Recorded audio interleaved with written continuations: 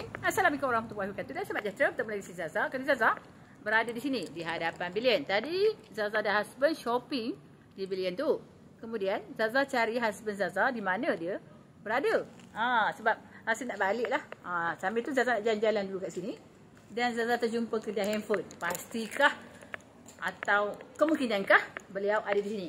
Sebab husband Zaza ni minat gadget. Jom kita cuba tengok adakah husband Zaza ada kat sini.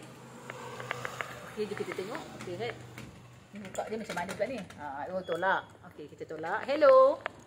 Oh, kat sini rupanya husband saya. Kita buat. Dia sudah hantar dekat kat sini. Saya cari kat sana dia tak ada. Open di sini. Okey, hello Cik. Apa yang menarik dekat sini? Ini kedai telefon ke? Ya, kedai telefon. Oh. Apa yang menarik di sini? Sekarang menariknya Honor.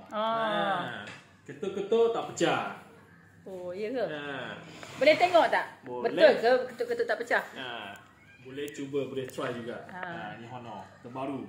Oh. Guna hammer ketuk-ketuk pun tak pecah.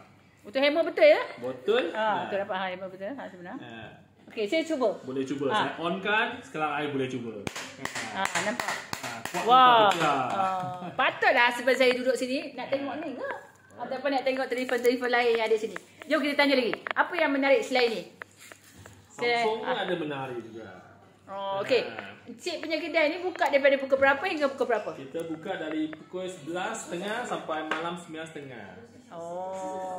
Hari apa cuti? Sekarang belum cuti lagi lah. Sebab baru buka. Baru pindah dari sini.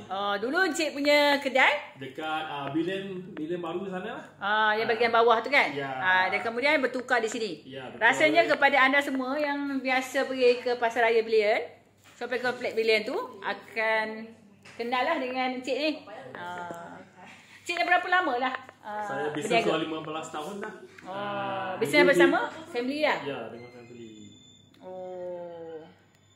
Okey, apa nama kedai? Kita nama kedai Dream City Mobile. Okey lah. Selain handphone, Cik juga ada jual casing kan? Casing ada. Okey, macam-macam casing. Semua ada. Nampak ada casing. Accessory.